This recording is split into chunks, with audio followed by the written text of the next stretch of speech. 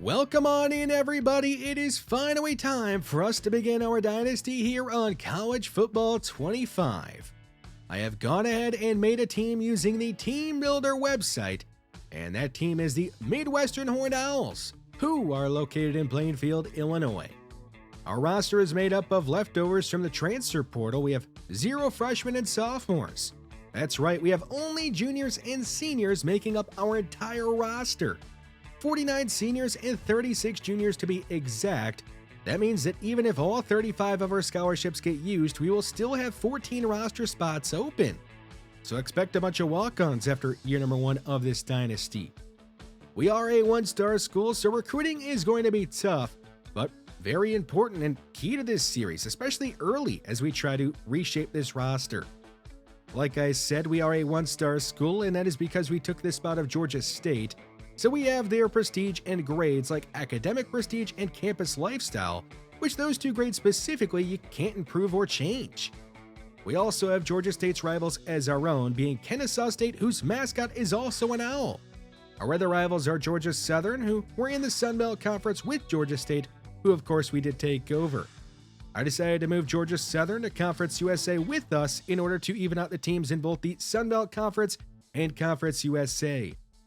That does mean that we are going to be in the same conference as our 2 on-paper rivals in Georgia Southern and Kennesaw State, but it's not like we won't have other rivals. We are going to be rivals with likely NIU and Northwestern and maybe even Illinois. Now this team on paper, it is not very good. We are worse than the majority of the FCS teams in the game. Rated at 66 overall with a 65 offense and a 68 defense. It could be a very rough first season, and it may not even get better in year number 2.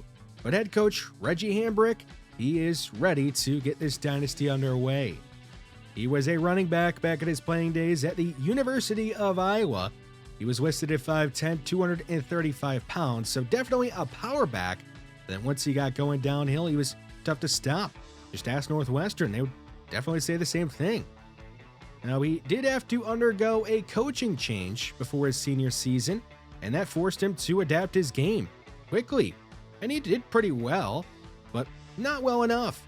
He wasn't quite good enough to make it into the NFL. His lack of speed was really his main downfall there. But he did have a very solid college career. And after playing in that shotgun style of offense his senior season, and before that he was in a more single back under center style of offense, he is ready to do whatever it takes to make this team the best that it possibly can here at Midwestern. So expect to have multiple different looks on offense, and that is the style of offense that we will be running here at the beginning of this dynasty. I do want to mention that the pipeline for him is going to be listed as Iowa for now.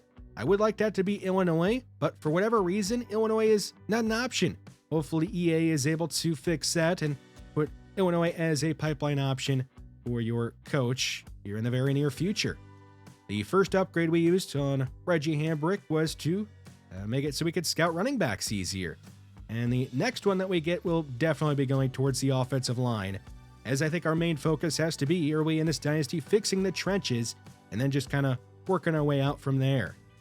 Taking a look at our coordinators for year number 1 of this dynasty, Avery Waller is our offensive coordinator. He does have some of his points in the recruiting to help us out on the offensive side of things there, but the majority of his points have gone into Master Motivator, which it will help us a little bit now by keeping our players healthy, especially our quarterbacks. It'll help boost their toughness, stamina, and injury, but the main thing I wanted for is the off-season training boost that he is going to give to our quarterbacks, and if we are able to get that up for the other positions on offense, it'll help them out when it comes to training in the off-season. Colin Dustin is our defensive coordinator. He has some of his points into recruiting to help us out on the defensive side of the ball there.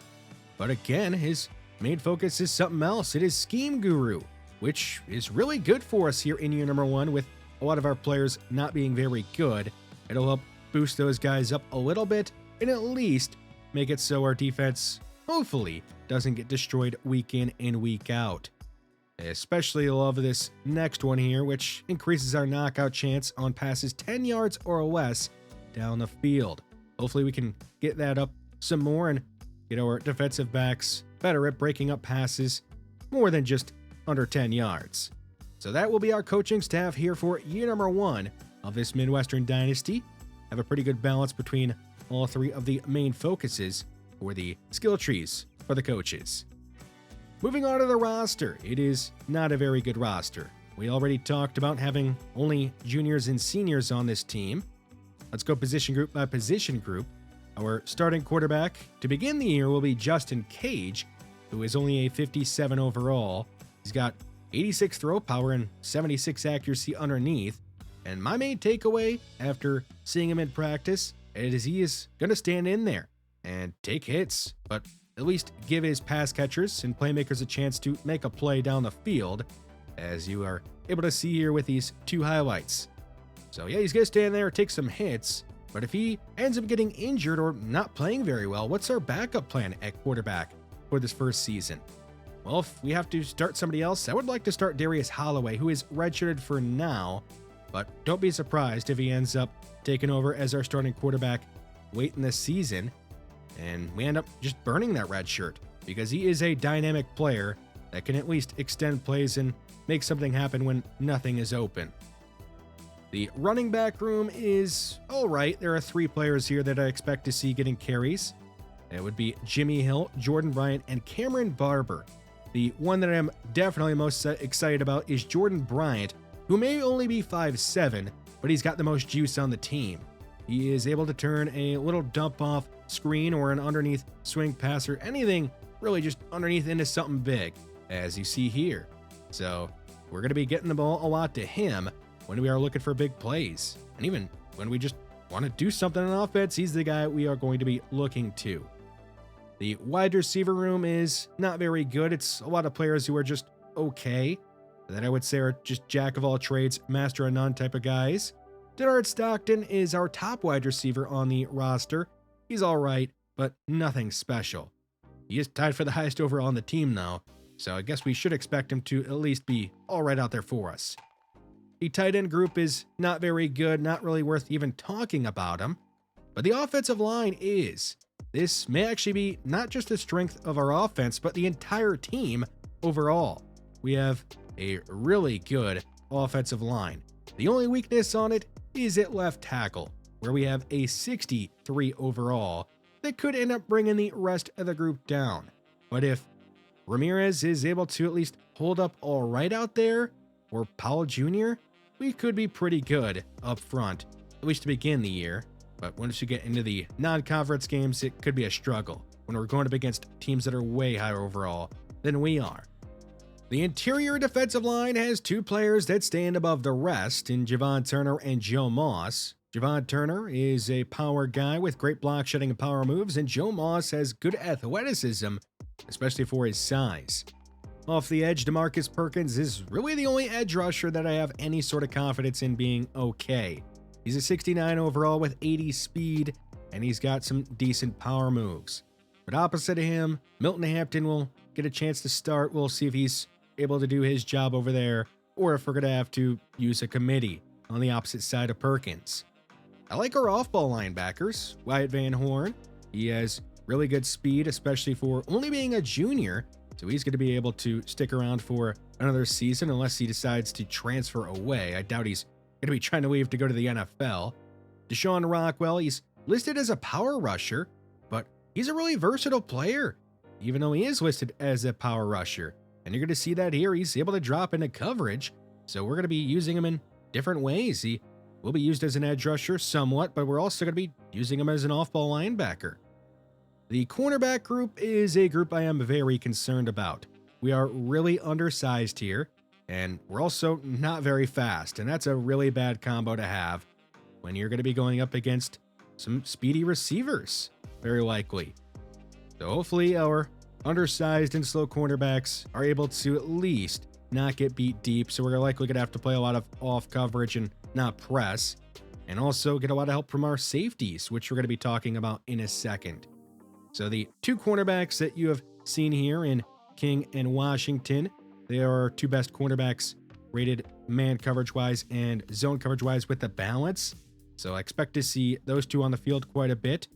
The safety room is led by Hayden Warner, who is going to be our last line of defense. he's going to be asked to not get beat over the top and help out our cornerbacks. And he's also going to have to be able to play some big hits on some throws that are underneath of him, like he just did here. At strong safety, we got Moon and Jefferson, who are both all right, but not exactly special players, as is most of our roster. They are not special players. That's why they're here, and they were left out when it came to the transfer portal.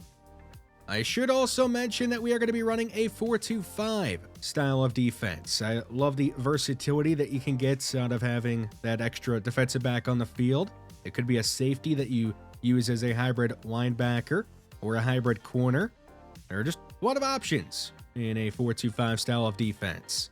A look at our schedule for you, number one. We open up right away with conference play, and then we take on our rivals in back-to-back weeks in Kennesaw State and Georgia Southern, which should be pretty interesting. In our second half of the season, we do finally have some non-conference games, taking on NIU and Northwestern, and then Alabama on the road in Week 12. They are supposed to play Mercer in real life that week, and I thought, why not just play us instead? We're pretty much an FCS team anyway. Then we end the year by taking on UMass at home. A look at our grades. We are not very good at really anything. Campus Lifestyle is our highest rated grade at a B-, so we're going to have to try and bring players in on that. And our other option for bringing in players is, like, we're going to have to be trying to pitch them on playing time. As you see here with Ronnie Turner, who is a 3-star player who has us at the top of his board. And it's now time to talk about recruiting.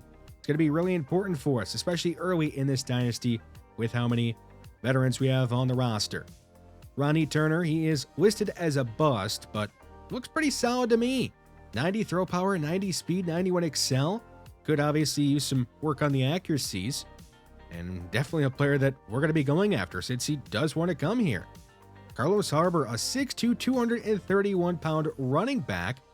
He is really similar to Reggie Hambrick, actually a bit taller than Hambrick was back in his playing days. Not sure how tall he is now. Now, Carlos Harbor, he is really well rated but listed as a bust, and those are definitely two players we're going to be going for early in the recruiting process. Western Kentucky does have interest in Ronnie Turner, and they are in Conference USA, so we do not want to let him go there. And for Carlos Harbor, we are kind of pulling away in this race, so kind of expect him to be the first commit. At least I'm hopeful he ends up being the first commit. How about some other guys we are going to end up going after? Amani Rush, he would be really good to pair with Carlos Harbor. He's an undersized running back at 5'9", and he's more of a pass catcher. But I like having that style of running back as a backup, and you know that if you've been watching any of the series that I've had on the channel before on Madden. The offensive line is a spot that I do want to build up and have really good depth at. John Stanford, a guard out of Wisconsin. He is listed as a gem, but I don't really think he is a gem. He's only got 60 run block. He's definitely a player we're going to be going after, but I don't think he is as good as he could be. Kentrell Wagoneer, listed as a bust. He's a tackle out of Wisconsin at 6'7", but even though he's listed as a bust, I think he's better than Stanford. He's more balanced with his ratings, that's for sure. Darren Abraham, he's a gem, a tight end at 6'4", 245. He's got blocking as his play style, and that's why we see all the attributes that we do. He's got 69 run block. We know that he's going to be a good blocker, but what about his pass catching skills? We're going to just have to make a leap and hope that he is a decent pass catcher. Pat Rado, a wide receiver out of Illinois, out of Chicago. He's 6'4", 190, but he's only got 82 speed. He is listed as a bust. He's somebody we are still going to be going after, though. We can't really be too picky with who we try and go after. We can't really afford to get any recruiting races into tough battles. We got to just go for people that nobody else is going after. Mike Stallworth, he is my favorite prospect, to be honest, that we had scouted here early in the recruiting process. He's a big defensive tackle that I would love to have on the team and try and build a defense around him. Marlon Wilkes, an edge rusher out of Illinois. He's listed as a bust, but he's got 81 finesse moves and decent athleticism, especially for a true freshman is what he would be if he was to come here. Marco Morton, a cornerback at 6', 185, 76 man, 87 speed, 89 change of direction. I think he could play in the slot. You don't really want him on the outside, though, with that lack of elite speed. Andre Luna, a free safety at 6'2", 212. He's a hybrid type with good man. Could use some work on the zone. but he would fit right into our 4-2-5 style of defense. So that's why we're going to be going after him. Bobby Shockey, not the greatest, likely in man because he is labeled as his zone safety, and he's got 71 zone coverage, and he is a gem. We are going to go after him, but I don't know exactly where he would be on the field in our 4-2-5 defense. These next two guys are players that we're going to have on our board, and we're not really going to be putting points into them, but we have offered him scholarships. Tyreek Noteboom, he's a JUCO junior, a center, and he would really add some depth on the interior offensive line. Jared Brown, he's only a 1-star, but we can't be too picky with who we go after. Nobody was going after him. He'd be a solid depth linebacker that we could use on special teams and could play in a pinch, possibly, if we have a lot of injuries. So yeah, that is our recruiting here for the early going. Obviously, don't want to be in too many tough recruiting battles, like I said. Otherwise, we're going to be not able to use all of our 35 scholarships, so we'll have even more walk-ons, and we don't really want that. So hopefully we can get all the guys that nobody else is going after. Now for the settings and sliders that we are going to be using on this series, it'll be the Matt 10 sliders and settings. I've used his sliders and settings in the past on Madden and had a lot of fun using them. So we are going to be using his sliders and settings here on College Football 25, and hopefully it goes just as well, if not better. That is going to be all for this first episode of the series.